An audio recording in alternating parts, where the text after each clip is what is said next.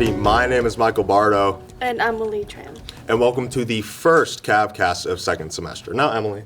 Yes, Michael? Want to know the worst part about this year? What is it? The absolutely abysmal weather conditions. People can't drive, ice is everywhere. We're having trouble parking. You're completely right, Michael. Ethan have to scoop on how terrible the road is and weather is affecting our parking lots. Ethan? As you heard during the last week's storm, the roads and the parking lots were completely iced up, the temperature was dropping, and cars were colliding into each other. For the rest of the winter, you either park somewhere flat or just park the best you can. Take your time when getting to school, and back to you to the studio. Thanks, Ethan. And you thought global warming wasn't real.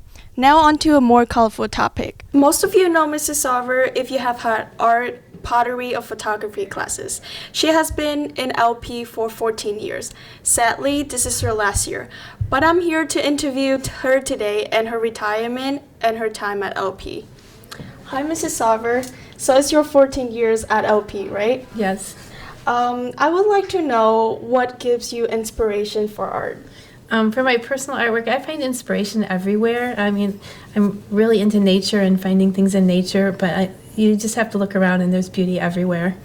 I can see this board right here. Can you explain it a little bit for us? Okay, this is my countdown board. I bought some numbers, and sometimes I find numbers out in the community, like this is 64 West in Mississippi. And then I asked the students a question about each of the numbers, some funky question. They're silly. But it's cool. It's your countdown board, right? Right, it's my countdown board. So I have 74 days left, 73 tomorrow. Oh. And what is your favorite memory at LP and why? That was the hardest question to come up with something, because I've taught here, so I have a lot of really good memories of things that have happened in class and students. All four of my children went here and graduated from here, and they were very active in everything. From my daughter was in the musicals and plays, and my kids were in sports. And then my husband coached here and taught here and was an administrator here. So we have a lot of family business here. Family memories school, here. Yeah. So, and the last question is, how do you feel about your retirement this year? And do you have any plans yet? I'm really excited about retirement. I'm tired. Yeah. And my husband like to tell people I'm going to do nothing, but I'm really going to do a lot of things. That I like to do photography and painting and drawing. We have 5 grandchildren, so they will keep me busy and active, and we also have plans to travel.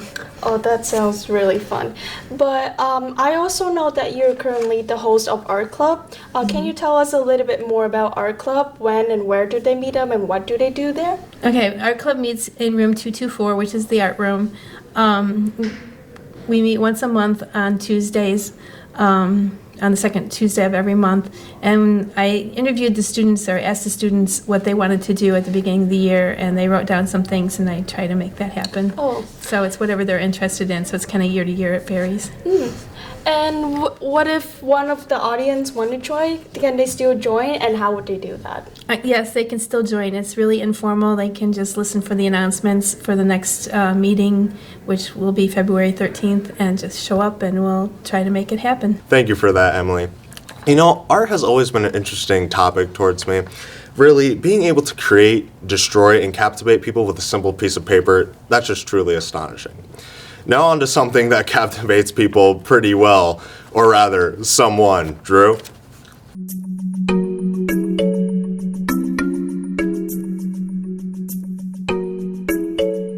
LP is a nice place. It's kind of like Disneyland. There's a lot of lines to wait in for food. The school itself is like a castle. And if you get a teacher mad enough, you might see fireworks. But there is a mystery that is plaguing LP's halls. Who is behind the LP mascot mask? And today we have a special guest, Mr. Miller. He is the activity director, and he knows who is behind the mask, but we need to ask him a little bit about it. So can you tell us what it's like to be the mascot? Well, the kids or kid that does it has a lot of fun, and they make a lot of little kids happy for sure. So the student that has been doing it, we really enjoy seeing the look on the little children's faces when they see the mascot. Some get scared, some get really happy, but it's always pretty awesome. So is there like a training initiation day they have to go through to this? So what Mr. Lee and I do is we talk to the potential mascot and kind of fill them in on what their job is, and as long as they accept and are pretty eager to make all of our LP Cavalier fans happy, they're in. Who would you say is the best dancer, or can you not reveal the identity? Who is the best dancer out of the mascot? Yeah. Right now I will not reveal the identity. Oh, it's a secret. All right, back to you, Emily. Beautiful. Thanks, Drew. Who really is the real Sir Cavalier? The world may never know, but I definitely want to be stuck in that hot costume dancing. Speaking of dancing, people who need blood are going to be grooving soon due to our annual LPHS blood drive. Students are lining up to get their blood drawn to donate to those in need. I was actually able to speak to Miss Casey Loving, the sponsor of Key Club and the organizer of the Spring's Blood Drive. Hello, everybody. I'm here with Miss Loving, the founder and sponsor of Key Club and the Blood Drive. Now, Miss Loving, how good do you think the blood drive actually went this time around?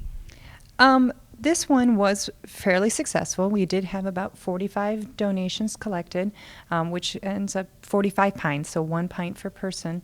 We do it 3 times a year, and so February is kind of our struggle point because it's flu season, so we kind of lose people for that reason. And as well, there's also sports and other things going on.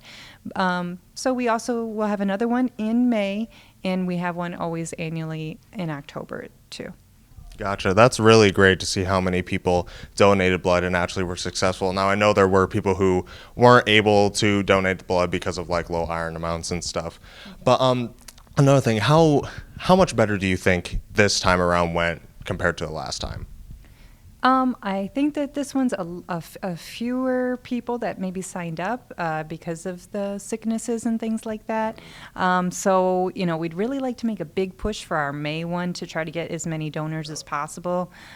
They were telling us some stories about, you know, the great impact that can have upon people that are in need. If people's going through you know, a liver transplant or something, there's quite a bit of blood that's required during those types of surgeries. So every amount that we can, you know, the more we can collect, the better for that process. That's really great. Now, I know you are also the sponsor and head of Key Club. Now, what exactly does that do for the people in the audience who really don't know what that is? Okay, well, Key Club is a service organization. It's an international organization.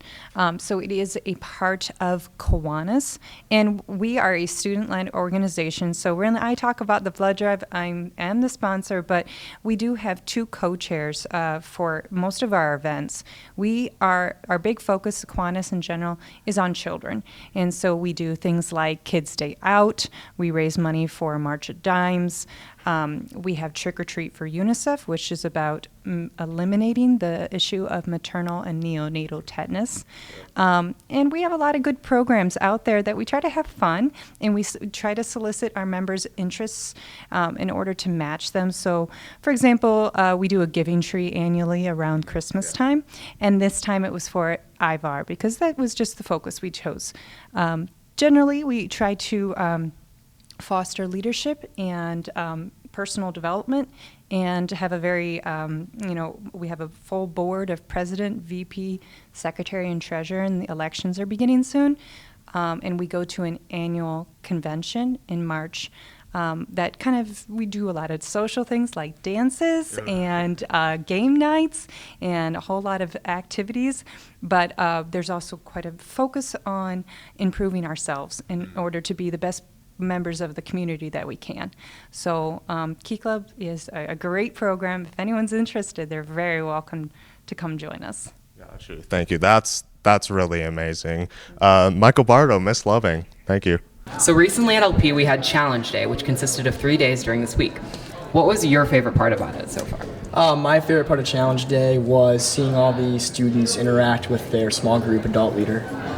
I was there, and it was quite emotional. There was a lot of raw emotion in that room. What day would you say it got like the highest? Like what day was there just so much you almost had to step out?